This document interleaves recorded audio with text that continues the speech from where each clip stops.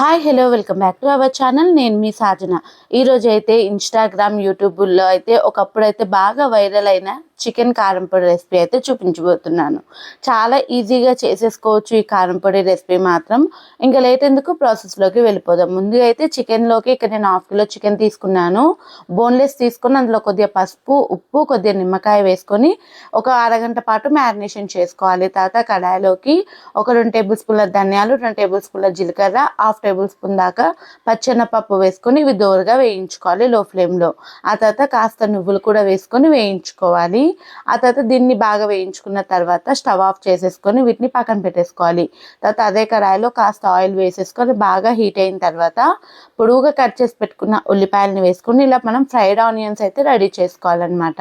ఇలా fried onions ready చేసుకున్న తర్వాత అదే ఆయిల్లో ఒక 20 దాకా అయితే వెల్లుల్లి రెబ్బలు వేసేసుకొని అవి కూడా గోల్డెన్ కలర్ వచ్చేంత వరకు వేయించి పక్కన పెట్టుకోవాలి.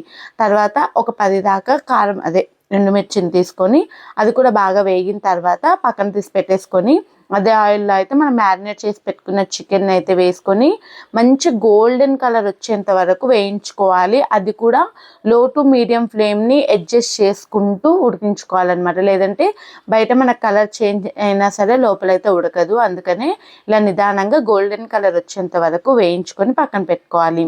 తర్వాత మనం ముందుగా వేయించుకున్న ధనియాలు, జీలకర్ర వీటన్నిటిని మిక్సీ జార్లో వేసుకొని కొన్ని మిరియాలను వేసుకొని కోర్స్గా బ్లెండ్ చేసుకోవాలి.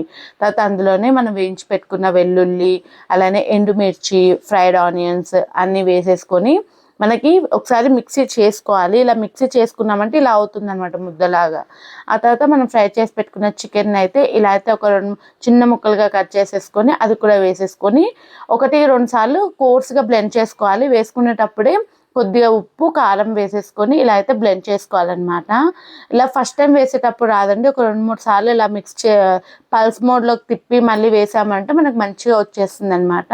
చికెన్ మంచిగా ఇలా తురుముకుంటూ అలానే అక్కడ పక్కన ధనియాల ఫ్లేవర్, జీలకర్ర ఫ్లేవర్ అనేది బాగా తెలుస్తుంది. అంతే అండి, చాలా సింపుల్గా చేసుకునే చికెన్ కారం పొడి రెసిపీ అయితే రెడీ అయిపోతుంది. ఇది మనకి దోశల్లోకి టాపింగ్లా వేస్తాం కదండి, అలా అయినా చేసుకోవచ్చు. రైస్లో కూడా చాలా బాగుంటుంది. వీడియో నచ్చితే లైక్ చేసి సబ్స్క్రైబ్ చేసేసుకోండి. ఇంకో వీడియోతో ఇంకో రెసిపీతో నేను మీ ముందుంటాను. Signing of.